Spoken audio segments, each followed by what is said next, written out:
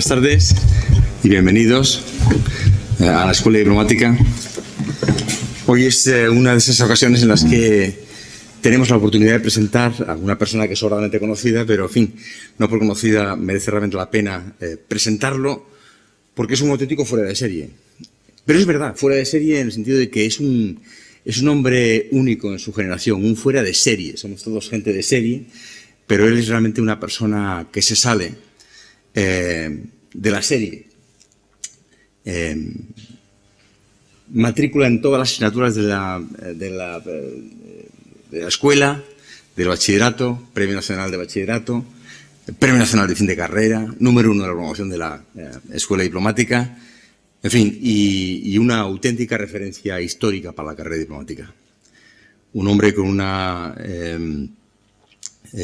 carrera realmente extraordinaria, con una vocación económica desde el principio, al frente de algunas oficinas comerciales en el Cono Sur, en Europa, en América del Norte, director general de Rey, después embajador ante las Comunidades Europeas en el primer gobierno de la monarquía, secretario de Estado de Comunidades Europeas, embajador en Marruecos y, en fin, embajador en Argentina, en Buenos Aires.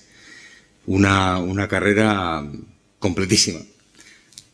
Pero la jubilación para él no fue el final de su carrera, fue el principio de una nueva carrera. Y por eso, a los que nos queda menos tiempo, tomamos muy buena nota de la actividad académica incansable que has realizado desde entonces, absolutamente meritoria, encomiable, brillantísima, de la que yo creo que todos tenemos que tomar nota,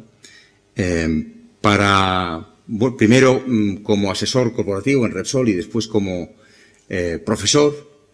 Has desarrollado una actividad incansable en el CEU y en la Escuela Diplomática. En la Escuela Diplomática, en el máster y ahora también en el curso selectivo, actividad de la que estamos muy, muy satisfechos, embajador, quiero que lo sepas. Porque realmente eres nuestro maestro, eres maestro de diplomáticos.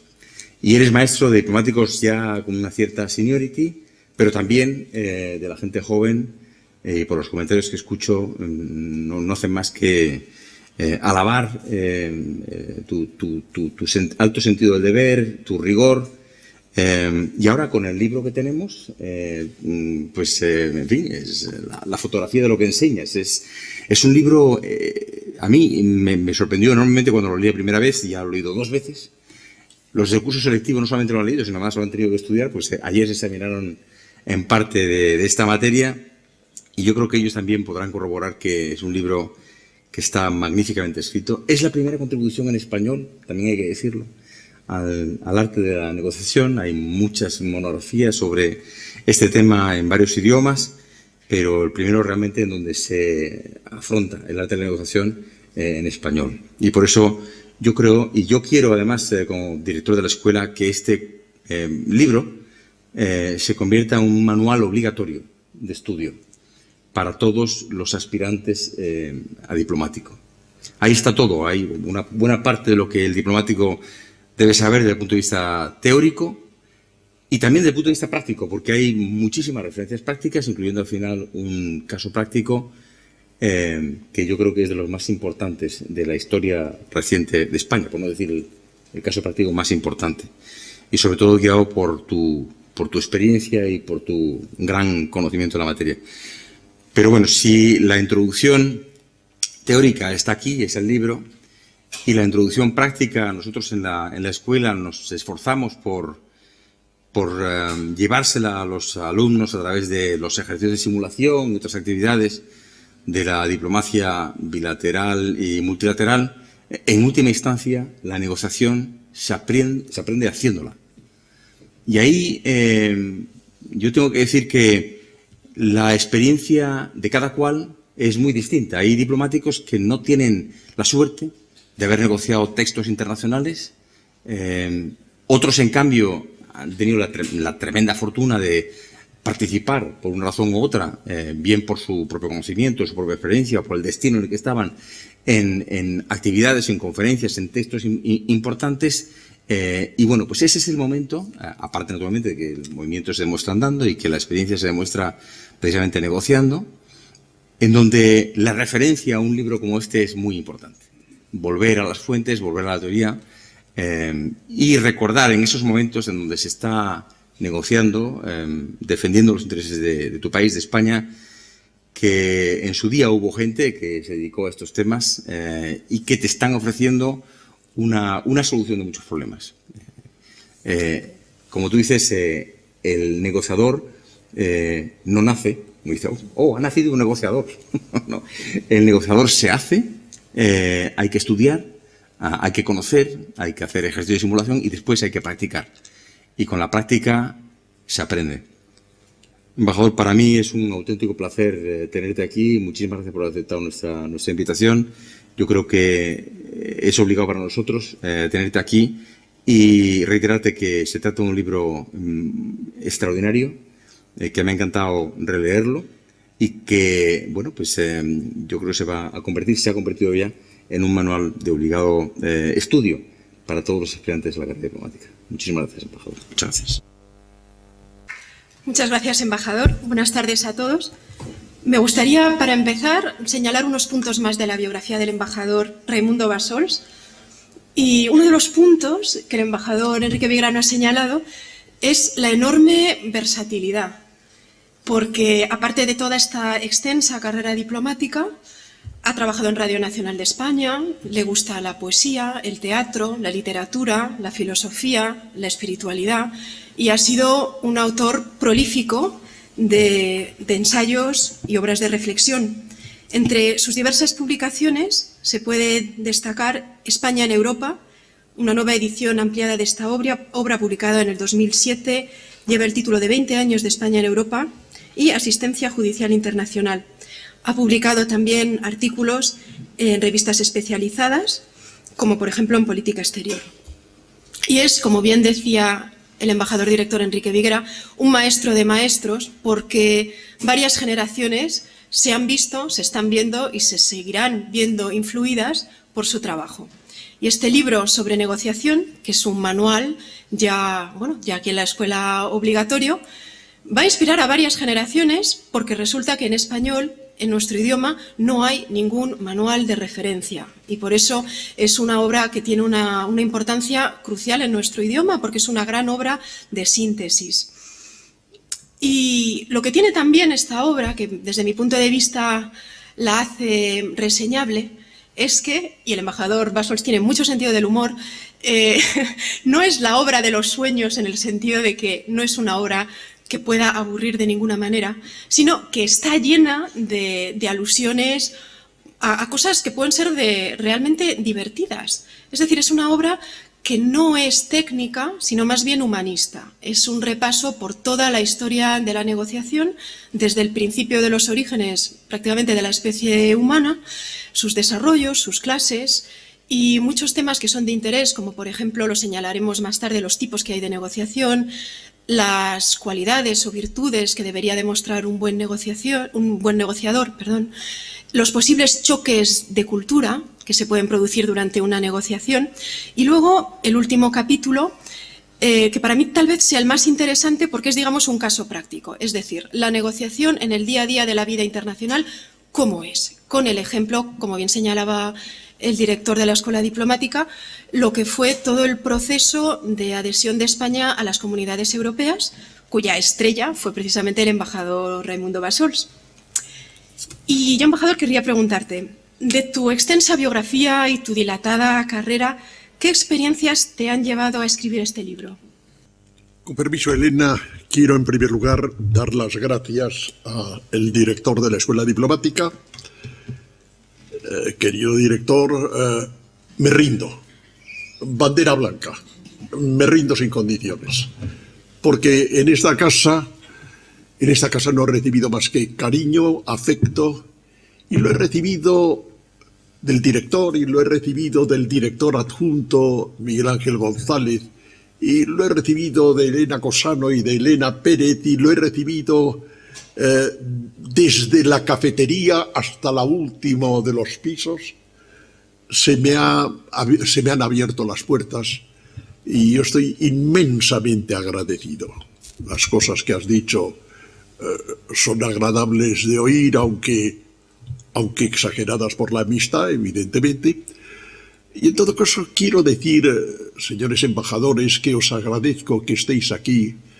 A mis alumnos, veo alumnos de esta promoción y anteriores, del curso selectivo, del máster. A mis alumnos también les doy las gracias porque yo no sé si es la magia de esta casa. También me han acogido de una manera cariñosa y afectuosa. Gracias a todos. Y ahora contesto a la benévola ametralladora de preguntas que me tiene preparada Elena. Destacar que estas preguntas han sido negociadas tras un proceso muy largo. Sí, es verdad. Nos ha durado un café con leche esta tarde el negociar estas preguntas. El propósito de este libro, yo este libro lo debía. El propósito es el siguiente, son 4 propósitos.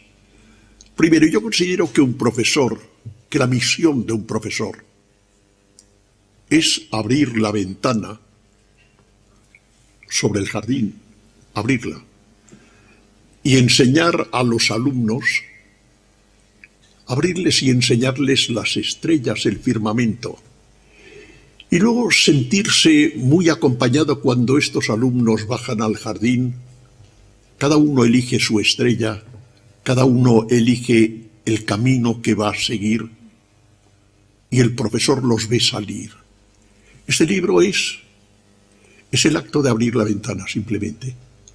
Es el acto de abrir la ventana para que la mujer y el hombre joven vean algo que les pueda interesar en la vida. Es un libro, además, de convicciones, lo explico en el epílogo, en las últimas 2 páginas. Yo creo en muchas cosas, pero creo en la palabra, creo en el diálogo, creo en el compromiso, creo en el acuerdo, creo en la solución pacífica de los conflictos. Y este libro contiene mis creencias. Y lo señalaba el director de la Escuela Diplomática. En la parte de bibliografía cito 111 libros sobre este tema, ninguno español, dedicado exclusivamente a este tema. Menciono a 2 autores españoles, pero que lo tocan tangencialmente. Y a mí me daba mucha vergüenza pensar durante años que imparto esta clase o esta materia en la universidad y algunos en la Escuela Diplomática también, me daba mucho apuro pensar que hay escritores, especialistas norteamericanos, del Reino Unido, franceses, alemanes, ingleses, italianos, pero que no había ningún libro español. Y decidí apuntarme a este ejército que han escrito cosas inteligentes sobre el arte de la negociación. Yo soy el que figura en el pelotón de los torpes. Los demás han escrito cosas inteligentes, yo soy del pelotón de los torpes. Pero ahí está. Y finalmente, lo digo a los alumnos casi en voz baja, es un sistema de espionaje que he montado. Porque yo sé que os vais a llevar este libro, lo vais a poner en una estantería, lo vais a llevar por el mundo y durante toda una vida yo estaré en vuestra casa, en la estantería, cerrado allí, colocado en la estantería. Y de vez en cuando diréis, ¿qué diría el viejo Bassols de este tema? Abriréis el libro y yo estaré allí.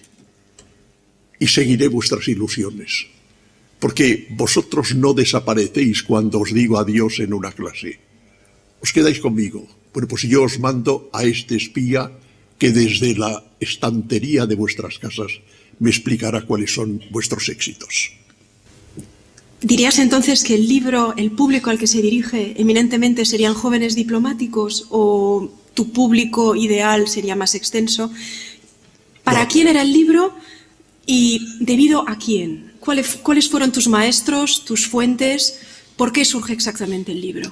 El libro sale de una cosa que es esencial, el conflicto. El conflicto es una constante histórica. Había conflictos entre los hombres prehistóricos, a palos, a puñetazos, a garrotazos. ¿Por qué? Porque disputaban una parcela donde había caza. Y desde entonces, ahora, en el año 2017, estamos viendo que hay conflictos, el conflicto del medio ambiente, 195 países en Kioto, en Copenhague, discutiendo qué pasa con las emisiones de CO2. El conflicto es permanente. Lo que pasa es que el conflicto se enfrenta de una manera irracional o racional. La manera irracional la conocéis todos. Es la mueca, el grito, el insulto, la violencia, la agresión, la guerra, el holocausto, el genocidio, el dar la coz en el tablero y romperlo todo. Y el que rompe todo ha ganado la batalla.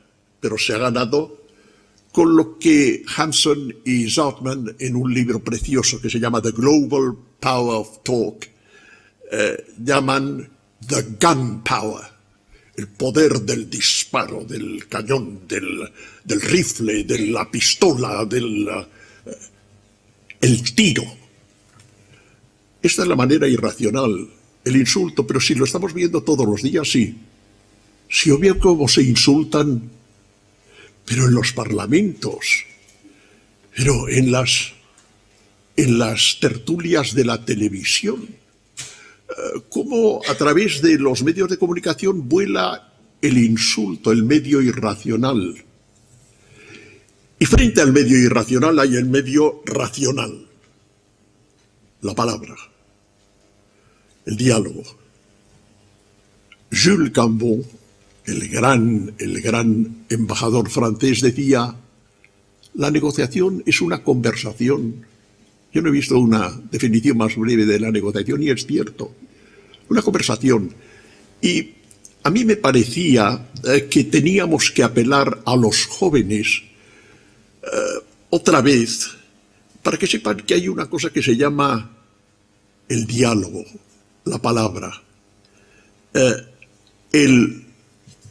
no el gun power, el talk power, el poder inmenso de la palabra, del acuerdo, del tratado, de la solución pacífica. A mí me parece que los jóvenes lo tienen que saber, los jóvenes que están abrumados por estos medios irracionales. Los jóvenes tienen que saber que hay una cosa que se llama el Convenio de Relaciones Diplomáticas de 1963 de Viena, del 18 de abril, que en el artículo 13 dice: miren ustedes, entre las funciones diplomáticas hay una que se llama la negociación, que es solucione usted los problemas, los conflictos con la palabra. Y el artículo 33 de la Carta de las Naciones Unidas dice: las partes de una controversia cuya continuación sea susceptible de poner en peligro el mantenimiento de la paz y la seguridad internacionales, tratarán de buscarle solución ante todo mediante la negociación. Y el Papa Juan XXIII, en el año 1963, en su magnífica encíclica Pacem in Terris, dice: se ha ido generalizando cada vez más en nuestros tiempos la profunda convicción de que las diferencias entre los pueblos deben resolverse no con las armas, sino por medio de negociación y convenios. Esta es, Elena, el punto de partida, a los jóvenes, a la gente joven, a la gente ilusionada, a la gente que está mirando las estrellas y que está escogiendo su camino. Estos deben saber que el mundo no es un mundo soez de insulto irracional, sino que es un mundo de diálogo, pero este palo hay que dárselo a ellos, es la carrera de relevos. Yo ya me voy y me preguntabas también, ¿quién fueron los maestros? Decía el director con mucho tino, citaba una frase de Dawson: no, el negociador no nace negociador. Nadie dice: oye, en la paz ha nacido un negociador. No, ha nacido un niño o una niña, ya veremos lo que es. ¿Y de quién aprende este niño y esta niña? De sus maestros. Yo tuve dos maestros que no los olvidaré nunca cuando entré en la carrera. El primero, don el embajador don Faustino Armijo y Gallardo. Era un hombre, era el mejor negociador de España, pero mucho, y el mejor negociador que España ha tenido durante muchos años. Te recibía con una cierta distancia y enseñaba todo lo que yo sé lo debo a Armijo y Gallardo, que era un hombre severo, se reía poco, exigía mucho, y al cabo de un tiempo, si seguías su camino, se volcaba en enseñarte, y te enseñaba todas las técnicas, y asistir a sus negociaciones. Yo en aquella época negociábamos continuamente, porque eran tratados bilaterales comerciales con todos los países europeos. Asistir a esto era un espectáculo. Y era un espectáculo él, bajito, serio. Siempre digo a mis alumnos, llevaba muy bien vestido, muy presumido. Llevaba unos pantalones con una raya que yo no he conseguido nunca que me hagan una raya en los pantalones así. Yo estoy 3 horas o 2 horas sentado en una negociación, me levanto y tengo rodilleras, como todos vosotros. Él se fue a la tumba sin explicarme esto. Y luego tenía otro gran negociador, otro gran maestro, que era José Luis Cerón y Ayuso. José Luis Cerón y Ayuso lo sabía todo. De Europa lo sabía todo. Creó su semillero de jóvenes como nosotros, que llegábamos ávidos de saber cosas sobre Europa, y nos enseñaba todo. Y hacía cosas absolutamente inverosímiles. Por ejemplo, hacía 4 cosas a la vez, al mismo tiempo. Al mismo tiempo hablaba por teléfono con el Haya sobre un problema de un barco que se había construido y que tenía problemas, pero al mismo tiempo leía un texto que no tenía nada que ver con esto, pero que ya tenía que hablar conmigo de esto. Y al mismo tiempo escribía una nota verbal y luego me decía a mí, no, siéntate y dime qué pasa. Y yo le decía, yo no te voy a decir lo que pasa porque estás haciendo 3 cosas y la cuarta no me oirás. Me entero de todo. Y luego se levantaba, después de hacer 4 cosas a la vez, se paseaba a una velocidad inverosímil por el despacho, me explicaba todo a una velocidad inverosímil, y yo decidí que la única manera de parar aquella máquina dinámica de hombre que lo sabía todo era pasearme con él. Era una prueba de atletismo y logré vencerlo. Voy a leer, si me lo permites, un pequeño párrafo tuyo. Pienso que una de las artes más nobles del género humano es la negociación, la capacidad de resolver los conflictos y enfrentamientos a través del diálogo. Si tuvieras que resumir este libro en pocas frases, la esencia, ¿qué es pues la negociación? Ahí caemos. Yo no quisiera ser un pedante, ni quisiera ser un simplista. Me veo obligado a hacer una definición de la negociación, y ustedes me perdonarán. Qué pedantería, ahora nos va a explicar lo que es una negociación. No, creo que no es una pedantería. Yo me quiero acercar al tema de la negociación diciendo que es un arte o es un instrumento por el que 2 o más partes tratan de resolver un problema de interés común a través del diálogo, para llegar a un acuerdo, a un compromiso en que las 2 partes salgan beneficiadas. Tan sencillo como esto. Y este es el arte y esta es la técnica. Y esta es la vocación que yo quiero inspirar en todos ustedes del don de la palabra, de hablar, no de insultar ni de dar la coz y de que se rompa el conflicto porque se lo ha llevado el que ha corrido más y el que ha utilizado más violencia. Por lo tanto, se diría que la negociación es intrínseca al ser humano como ser racional y que por lo tanto ha existido en toda la historia de la humanidad desde que el ser humano es, digamos, realmente humano. Ah, sí. No, tampoco no quiero entrar en lo lejano que es. Pero bueno, en la Biblia tenemos una negociación que es preciosa. En el Génesis, léanlo ustedes cuando tengan tiempo. Yo en clase suelo leerlo, me pongo muy pesado y suelo leerlo. Hay una negociación preciosa en que Yahvé, Dios, quiere destruir Sodoma y Gomorra por sus muchos pecados. Y Abraham está entre la multitud que acompaña a Yahvé. Yahvé se dirige a Sodoma y Abraham está a su lado. Y empieza una negociación tremenda en que Abraham le dice a Yahvé: pero vamos a ver, tú que eres el ser supremo, vas a destruir Sodoma, donde a lo mejor hay 50 justos, y vas a destruir a los justos también. Esto es lo que hace Dios. Y Dios le dice: bueno, si hay 50 justos, pues a lo mejor no la destruyo. Y Abraham dice: no, a lo mejor 40, ha mentido Abraham, por supuesto. Dice: a lo mejor no hay 50, pero puede haber 45. Y así va bajando hasta que resulta que no hay más que 10 justos. Y Dios perdona a Sodoma por estos 10 justos.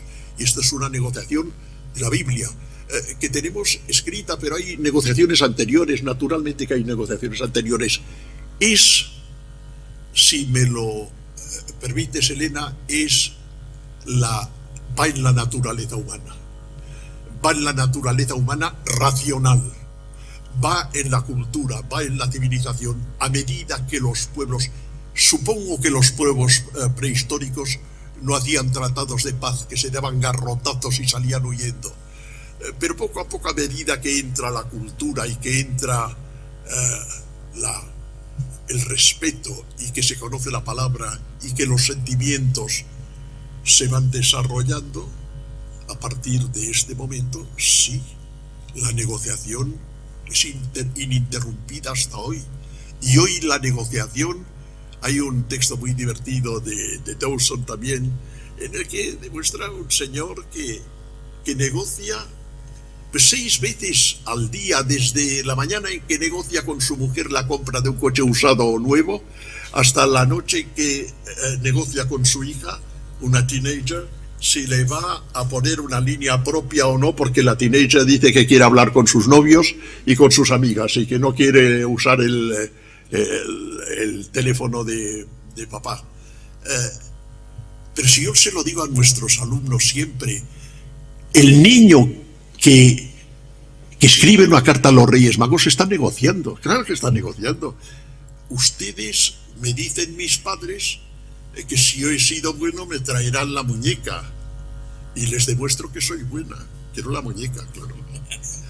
Y no solamente la pareja de enamorados que está declarándose en una cena su amor infinito, va a negociar. ¿Y dónde vamos a vivir? ¿Y nos casaremos por lo civil o por lo de hecho, no sé qué?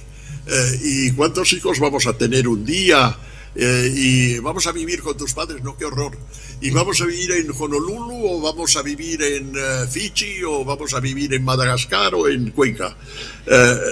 Están negociando, pues si negociamos todos. Todos. Está en la naturaleza humana. Lo que pasa es que hay que perfeccionarlo, claro. ¿Puedo hacer una pregunta? Sí. A lo mejor se sale un poco del libro, embajador, pero con lo que estás diciendo se me ocurre una pregunta, porque hablas de la teoría de los juegos, antes lo comentaste. Sí. La teoría de suma cero, que es, bueno, un juego de póker, uno gana y el otro pierde lo que el otro gana. Pero en diplomacia no hay suma cero. Por lo general ahí ganan los dos, es difícil de medir. ¿Dirías que en lo que es el resultado de una negociación buena o una negociación mala, después con el tiempo y el examen que te da el tiempo del tratado y el efecto del tratado, un mal tratado, una mala negociación fue Versalles y una buena negociación fue la Carta de Naciones Unidas? Bueno, Versalles no fue una negociación, fue un dictat. Versalles, de los países ganadores, no negociaron más que 3. Woodrow Wilson, Lloyd George y el primer Georges Clemenceau. Y Georges Clemenceau, los 3, enseñaron luego lo que habían hecho, lo enseñaron a los demás que lo aprobaron. y lo impusieron a Alemania.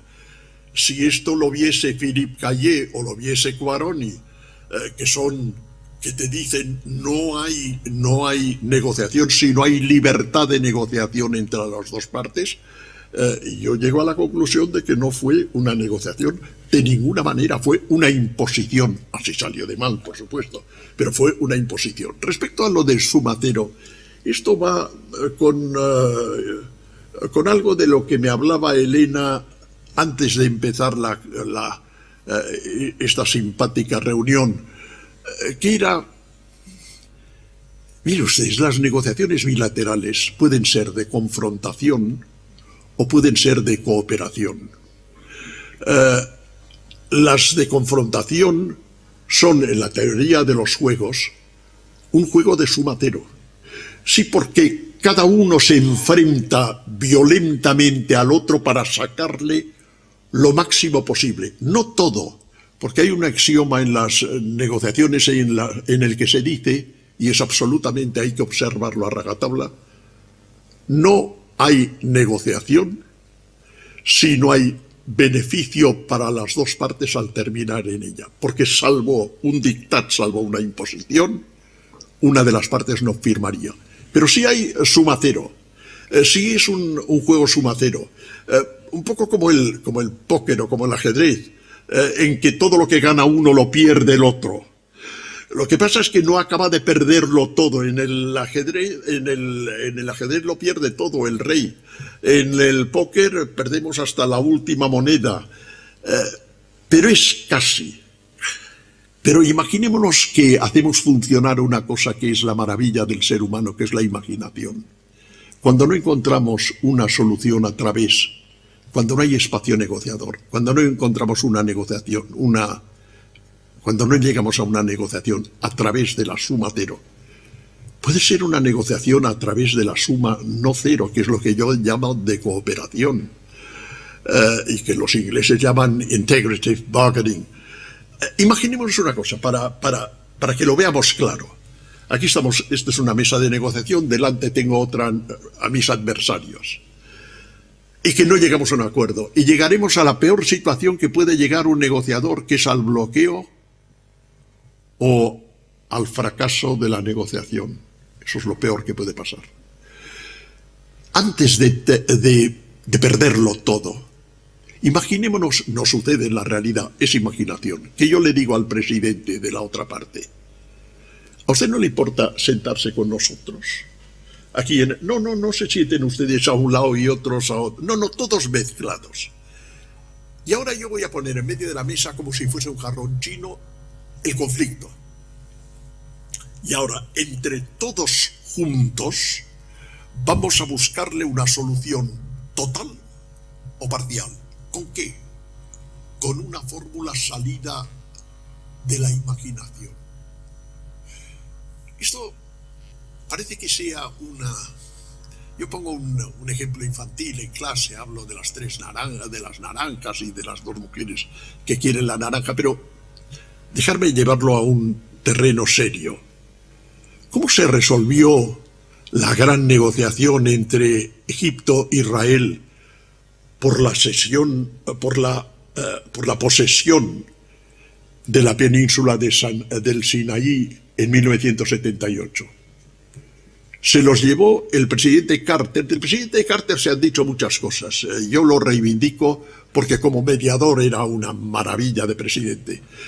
Se los llevó a Begin y a Anwar el-Sadat a Camp David, y después de 20 días y de hacer 23 borradores y no encontrar la solución, porque Egipto decía: todo para mí, porque desde los faraones es mío. Y Israel decía: no puede ser de Egipto porque es una base desde la que salen los aviones, lo quiero ocupar yo. ¿Cómo lo resolvió? Le dijo a Egipto, es decir, la imaginación, la negociación de cooperación, le dijo a Egipto: ¿usted para qué lo quiere?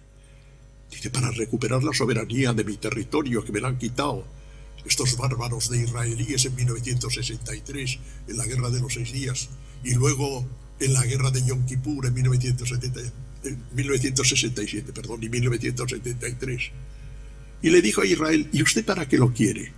Para evitar que estos acumulen aviones y explosivos y tanques y tropas y no sé qué en un territorio que está a 70 kilómetros de mi capital. Entonces está, claro, imaginación, cooperación. Vamos a hacer un acuerdo por el cual la soberanía vuelva a Egipto, pero vamos a desmilitarizar este territorio del Sinaí y vamos a tener la paz. Usted, egipcio, ha vuelto a tener la soberanía, usted, israelí, ya no tiene el peligro. Estamos en una fórmula de imaginación. Esa es una de las partes que más me ha gustado del libro, de la imaginación y el cuento de las dos mujeres que quieren una naranja. Claro, eso viene de un cuento, de una historieta que les va a parecer a ustedes infantil, me da casi vergüenza explicársela, pero la tengo que explicar. Son dos mujeres, amigas mías, que quieren... Yo recibo de mi finca de Valencia una naranja cada día. Y entonces ellas me dice una de mis amigas, yo tengo un niño que necesita comer una naranja cada día. Y la otra dice, Raimundo, yo tengo un niño que necesita comer por razones de salud, nos lo ha dicho el médico, una naranja cada día. Como tú tienes naranjas, digo, pero yo no tengo más que una naranja, ¿y cómo lo arreglamos? Entonces, esta historieta tonta, hago la consulta y me dicen 1000 soluciones. Bueno, no, pues a una se la das en días alternos. No, si es que el niño necesita una naranja cada día. Bueno, pues le das media naranja. No, si es que el niño necesita una naranja. Y entonces, busquemos, como buscó el presidente Carter, la fantasía, lo que distingue al ser humano, pero si el ser humano es imaginación, es fantasía, es la fórmula. ¿Qué hacemos con estas dos mujeres? Preguntarles, ¿tú para qué me has dicho? ¿Lo necesitas para tu hijo? Sí, lo necesito para mi hijo. ¿Y cómo lo comes? Dice, en zumo, porque mi hijo solo lo come en zumo. La naranja le horroriza, pero en zumo se la come. ¿Y tú? Dice, es para mi hijo, sí, necesita una naranja, pero mi hijo no toma la naranja ni toma zumo, no, toma mermelada. Ya está la fórmula, pero si hemos logrado como en la península del Sinaí, yo pelo la naranja, le doy la naranja para el zumo a una de las mujeres y todo lo que he pelado a la otra, para que haga mermelada. Una hace mermelada con toda la corteza que he pelado y otro se toma el zumo. Es decir, cuando hay unas negociaciones, lo importante no es la cara de perro. Es necesario en muchas ocasiones. La negociación se mueve a secousse, como dirían los franceses, a golpes y a veces. Pero otras veces hay que transformarla y este es un sexto sentido, esto es un olfato del negociador. Hay que transformarla en una conversación y en la búsqueda conjunta, la cooperación, en la búsqueda conjunta de una solución imaginativa. Otro de mis capítulos favoritos es El negociador ante el choque de culturas. Y empieza así. Si la negociación fuese un baile, podemos imaginar la frustración y el enredo que se produciría si el bailarín bailase un vals y la bailarina un tango. Y pones muchísimos ejemplos, que todos son fantásticos, sobre los conflictos que se pueden dar cuando los negociadores provienen de un entorno cultural muy diferente. Por ejemplo, el sentimiento del tiempo, cómo valoramos el tiempo, para Occidente o para los árabes. Claro, yo siempre digo que tengo una admiración enorme por los pueblos orientales en materia de negociación. Es mi oficio, ha sido mi oficio durante muchos años y los he visto actuar y los he sufrido. Su paciencia es infinita. Y en cambio tengo una idea de que los occidentales somos un poco atolondrados, porque el tiempo es oro. Yo cuando era joven leí Bulwer Lytton, Money, una obra escrita en 1847, y a Stout, el protagonista, le preguntan, oiga, ha estado hace tiempo que no viene al club, sucede en Londres. Dice, no voy al club porque el tiempo es oro, no tengo tiempo que perder. Estamos tan limitados los occidentales. El tiempo para nosotros es oro, de manera que tenemos que resolverlo mañana. Nos ponemos muy serios, ponemos un poco de cara de norteamericanos y decimos, seamos pragmáticos. No, perdone usted, en una negociación ser pragmático es otra cosa. Usted lo que es un atolondrado. Y en cambio los pueblos orientales también piensan que el tiempo es oro, pero de otra manera lo piensan. El tiempo es oro para gozarlo, para disfrutarlo, para que dure mucho tiempo el tiempo, para que no me pongan en la calle, para que yo pueda pensar, ver la vida. Entonces, una negociación entre un norteamericano y un árabe saudita es un choque de culturas. Yo las he vivido, estos choques de culturas. Yo le contaba a Elena poco antes de entrar, a mí me pusieron de suplente, y yo no conocía nada de los japoneses en una negociación de japoneses. Yo era muy joven, la tuve que dirigir yo y el primer día les expliqué que necesitaba ir adelante en tales temas. Y durante toda una mañana lo expliqué y ellos se sonreían y me hacían así. Y estaba el embajador de España en Tokio al lado, que sabía mucho de japoneses porque era embajador en Tokio. Y yo, que no sabía nada porque me habían metido de suplente y porque yo no quería ir a esa negociación porque no sabía lo que eran los japoneses, le dije, esto está ganado. Dice, ¿por qué crees que está ganado? Digo, porque se sonreían y hacían así. Dice, se sonreían porque son muy educados y hacían así porque querían decir que sí, que entienden lo que estás diciendo, pero no que lo aceptan. Ya verás esta tarde. En la tarde me dijeron que no a todo. Claro, eso es no conocer el paño, el choque. Luego se simplifica todo. Hay en el libro unas simplificaciones que en gran parte pues he leído en otros autores. Dice, no, los americanos tienen unas delegaciones muy amplias con unos congressmen y el negociador los mira de reojo porque el congressman es el que... y son muy pragmáticos y quieren una solución mañana. Y los latinoamericanos, como hablan también el español o el castellano, se escuchan a sí mismos porque les gusta mucho cómo hablan ellos mismos. Y hablan durante 1 o 2 horas porque disfrutan mucho, porque lo hacen muy bien. Y una negociación con unos latinoamericanos puede durar 15 días más de lo normal, porque les contestan también de una manera con grandes florituras. Yo asistí a una conferencia en Mar del Plata cuando era muy jovencito, y de la CEPAL, y los economistas hablaban un mínimo de 2 horas cada uno, y tenía al lado a un consejero comercial tan joven como yo, un danés, que se puso nervioso, y a la tercera conferencia de 2 horas dio un golpe sobre la mesa y dijo en voz baja, "Get down to business", vete a lo... Bueno, pues son muy floridos, sí, los latinoamericanos, y los japoneses no les gustan los fracasos en público. La negociación termina con una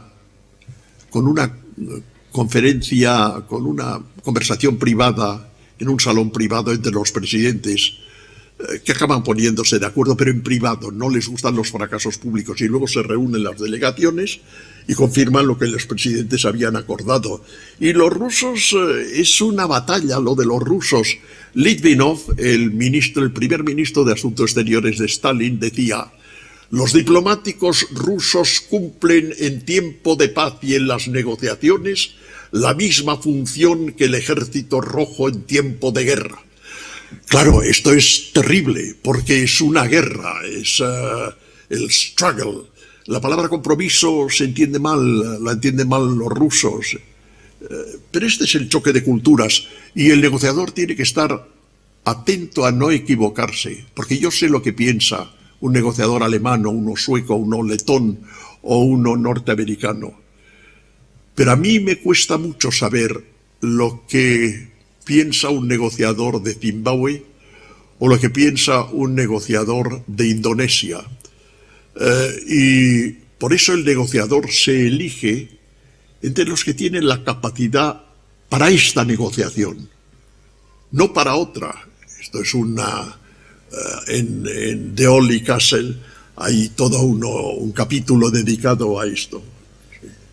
A mí lo que más me preocupa de este planeta actualmente es la negociación entre Israel, Palestina, los países árabes, y me gustaría saber de primera mano si tú tienes más información que la que tenemos, lo que leemos esta prensa canalla que tenemos actualmente a nuestra disposición y que nos esconde algunas cosas que cuando vamos a los países árabes o al mismo Israel nos damos cuenta de que la realidad es diferente. Y si podías dar una opinión y te atreves a darla acerca de esa posible negociación definitiva que este mundo necesita, ¿no? Gracias. Sí. Es una negociación curiosa. Empieza al día siguiente de 1948, que en el mes de julio se instala Israel en aquel lugar, en su antigua patria, y hay una guerra con 5 países que estalla al día siguiente. Y se busca una paz, y desde 1948 a 1991 no hay negociación. Es que no la hay. No hay negociación, vamos a ver, no hay negociación de enfrentamiento. Kissinger, en sus largos viajes allí, no consigue acercar posiciones sobre el problema fundamental, que es: Israel dice a Palestina, reconozca a Israel y comprométase a no hacer terrorismo. Y Palestina le dice a Israel, yo no reconoceré a Israel hasta que usted reconozca a Palestina. Y mientras tanto seguiré haciendo terrorismo, que no es terrorismo sino guerra. Y esto sucede desde 1948 a 1991 aproximadamente, antes de Oslo. Hay una mediación fantástica del ministro de Asuntos después de la conferencia de Madrid. Es que no se hacen concesiones. Es que una negociación sin concesiones no es una negociación. Y los viajes de Kissinger, esos viajes periódicos, tienen una gran virtud. Kissinger sabe perfectamente y Nixon saben perfectamente que no conseguirán resolver el problema. ¿Y cuál es la solución que encuentran? La negociación de cooperación. La negociación de cooperación, ¿pero por qué? Así. La encuentran. Esto hablo antes de Oslo. Vamos a hacer una cosa por disgregación del objetivo. Con un martillo rompemos el objetivo porque hay cosas que no se pueden alcanzar y alcanzamos cosas pequeñas que es lo que se alcanzó: la separación de combatientes y el cese al fuego. Pero el problema de fondo no se resolvió. El problema de fondo creyeron que lo iban a resolver con la intervención, la mediación de Noruega y luego el Acuerdo de Washington de 1993, a partir del cual sí hay negociación. Pero hay una negociación en la que no se concede nada. De manera que para mí no es una negociación fallida, es una negociación que está en permanente bloqueo. Se ha buscado toda la intervención de terceros posible, todas las mediaciones, los buenos oficios, la conciliación, las comisiones de investigación, pero las dos partes no se mueven. Y mi sospecha, pero yo no soy una autoridad para hablar de esto, pero mi sospecha, en mi calidad de mi oficio, me está diciendo, cuidado, es que no quieren ceder. Y una de los grandes errores que comete el negociador joven, no hablo ahora de Israel y de Palestina, el negociador joven es creer que ceder es una vergüenza. Y una de las ventajas del negociador maduro es saber que sin cesiones recíprocas no hay negociación ni se puede avanzar. Entonces a mí denme los negociadores maduros que dicen, yo voy a ceder, pero voy a ceder inteligentemente, explicando por qué cedo y exigiendo que ceda el otro. allí se originan otros problemas que no hacen al caso. Pero en el caso que me preguntas concretamente, es la parálisis de cesiones. No hay cesiones de un lado y de otro. Y así yo lo que diría es que no hay tal negociación. Que ha habido durante un tiempo, sí, el acuerdo del 93 y sí los acuerdos de disgregación del objetivo de Kissinger. Pero si no, no hay negociación, no la hay.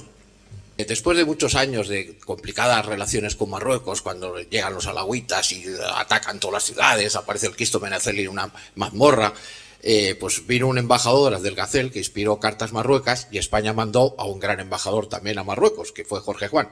Y sin embargo, no mucho tiempo después, el rey Abdalá bombardeó Ceuta. Y claro, le dijeron los diplomáticos, ¿y esto cómo es?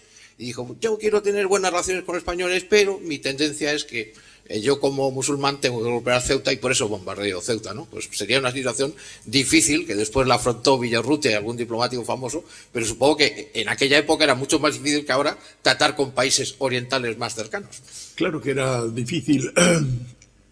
Es que volvemos al choque de culturas y volvemos a una cosa que es muy enojosa, que es el incumplimiento de los acuerdos.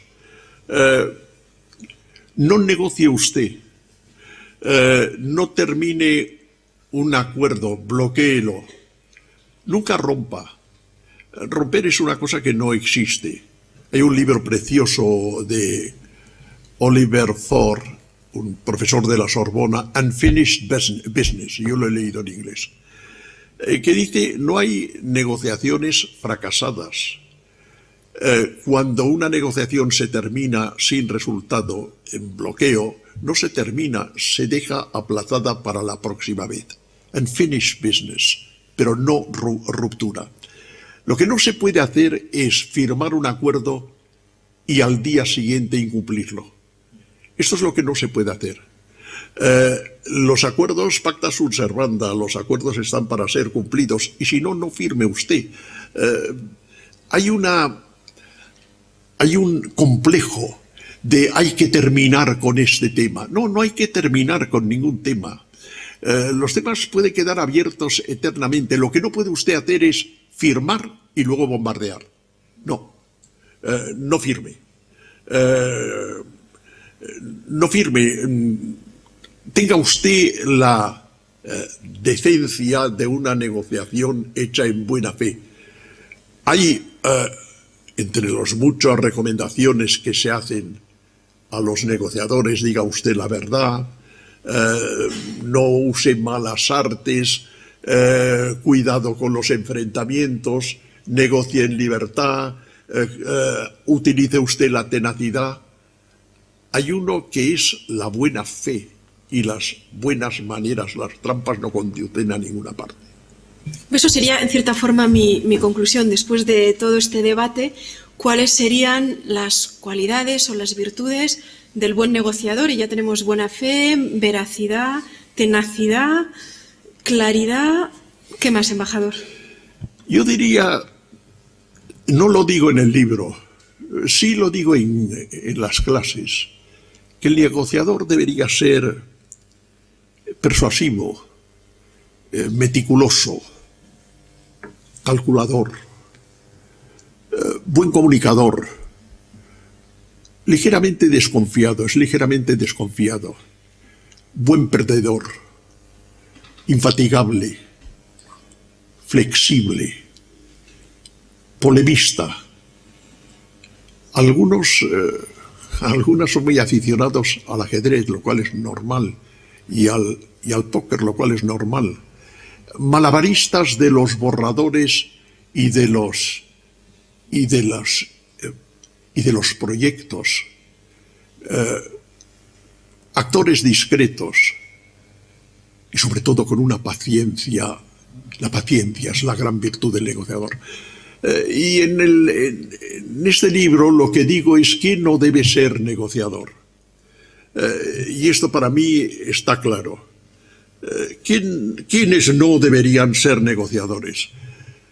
Miren ustedes, los negociadores no deberían ser negociadores los fanáticos, los histéricos, los escépticos, los malhumorados compulsivos, los que no saben hablar, los que no saben escuchar, los impacientes, los improvisadores, los ingenuos, los inocentes, los que dicen esa frase que me parece tan cobarde, es lo que hay. Los que dicen otra frase que yo no comprendo, que es, ¿qué más da? Los que no saben que también en sábado y domingo se trabaja. Y termino por ya buscar a los marginales, los que no duermen bien y los que tienen mala suerte, por supuesto, estos tampoco. Estos se tienen que quedar en casa.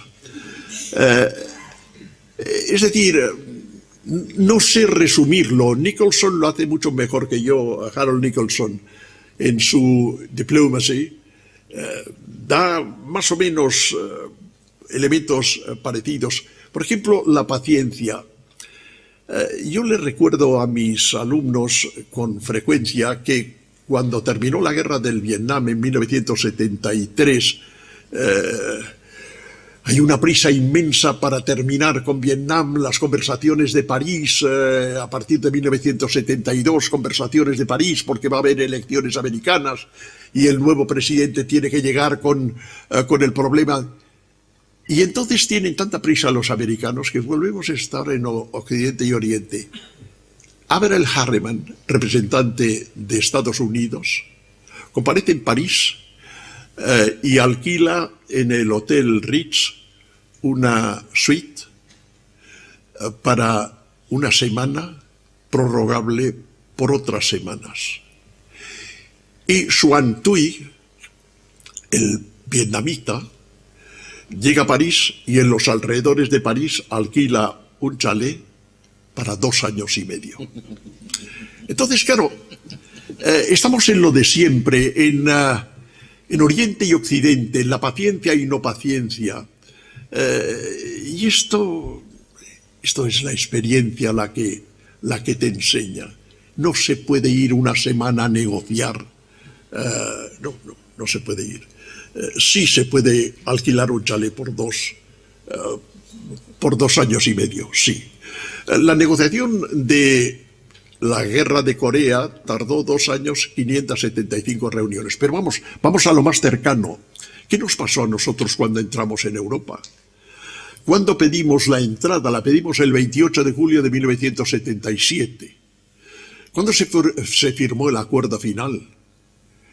El 12 de junio de 1985, desde el 77 hasta el 85. Esto es una enorme paciencia. No digo que todo fue negociación, porque hubo la prenegociación, pero las negociaciones formales empezaron el 5 de febrero del 79 hasta el 12 de junio del 85, más de 6 años de negociación. Esto es... hay que estar preparado para esto.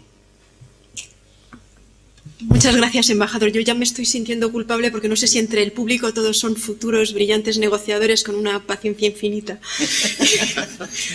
Y quería proponerles que clausuráramos ya el acto, que siguiéramos en la cafetería. La Escuela Diplomática ofrece una copa, con lo cual podremos seguir debatiendo y negociando abajo. Y tienen también fuera ejemplares de este manual, El arte de la negociación, por si desean comprarlos, y el autor se lo firmará con mucho gusto. Muchas gracias a todos. Muchas gracias.